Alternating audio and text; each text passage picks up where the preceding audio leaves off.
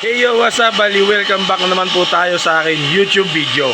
Eto, bibigyan po ko kayo ng diskarte, mga kapwa ko refilling station. Bali, nakikita nyo yan sa labas. Meron tayo ditong 10x54 na multimedia. Bali, ito nga pala, mga kadiskarte, meron ako ditong water storage. Ayan o. Meron water storage. Ako lang mismo nito, mga kadiskarte, na gumawa ng idea, disenyo. Kasi ayan o, nakikita nyo yan, kadiskarte. Oh, may tubig dyan. Ayan ang tubig. Oh, tapos ito na yung mismong finished product nya. Ayan o, dyan yan. Madilim lang kasi, madilim lang, pero super linaw niyan. Ito lang ang ginagawa ko yan, mga kadiskarte, lalo na kung kayo ay deep well source nyo, para makatipid kayo masyado at maging ganito kayo gaya sa akin. Ayan lang ang mga diskarte, oh, ginawa kong DIY. Ito, ano kasi yan eh, oh, first layer, second layer. Ang nakalagay dito, pebbles, charcoal, silikasan. Oh, ayan ang mga kadiskarte, oh. Ayan ang ano ko, yung tubo na yan. Nakikita nyo yan? Ayan yung main source ko sa deep well. Oh, eto yan, oh. Ayan ang mga kadiskarte. Oh, dyan mismo, may DIY na yan. Nasa sala niya mismo, yung mismong dumi. Ayan, oh. Kaya, dyan pa lang sa taas, natatrap na. Kaya ito, finished product na, di ba? Oh.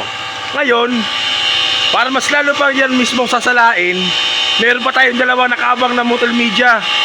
Nakalagay diyan mga high grade elements. Paano ko yung ginawa? Ako na lang mismo nag-ano niyan, nag-rehab.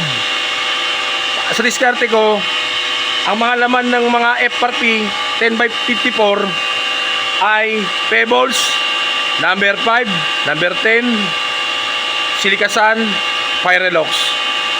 Same lang po yan, dalawa. Ang mga nakalagay dyan na mga high grade elements.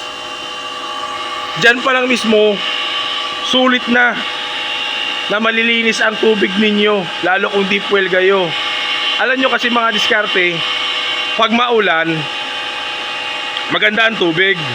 Kasi nga, yung tubig sa ilalim ng lupa, napakaganda yan. Pero pag summer, masyadong tigang na tigang, isipin nyo na mataas ang TDS nyan. Yan.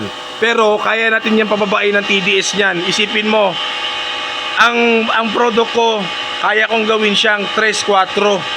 Oh. Sa sunod na video, papakita ko sa inyo. Ito pa nga po pala, mga kadiskarte. Ayan po, oh. Napakaputi pa niyan. Oh. Oh, puti yan, puro mga puti yan. Oh, mga puti pa yan. Kasi nga, mga kadiskarte, yung mismong ginagawa ko na pre-filtration diyan sa mismong malaking water storage na yan, nasasala na mismo yung mga kalawang. Eh, meron pang nakadalawang abang, eh mas lalong sulit. Kaya ito, oh, pwede pa nga gamitin eh, oh, mga kadiskarte. Oh, puting-puti pa. Kita mo naman, oh. Tsaka isa pang tips ko sa inyo.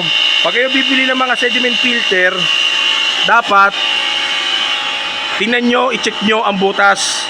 Pag once na malaki ang butas, peke yan. Pag maliit ang butas, original yan. Tsaka sa bibili kayo, tingnan nyo yung mga quality. Tingnan nyo naman, oh. Oh, napakaputi pa yan. Pwede pa kang gamitin yan. Oh. Oh, tingnan mo. Napakaputi pa yan, mga kadiskarte. Ayan po ang design ko sa aking water refilling station.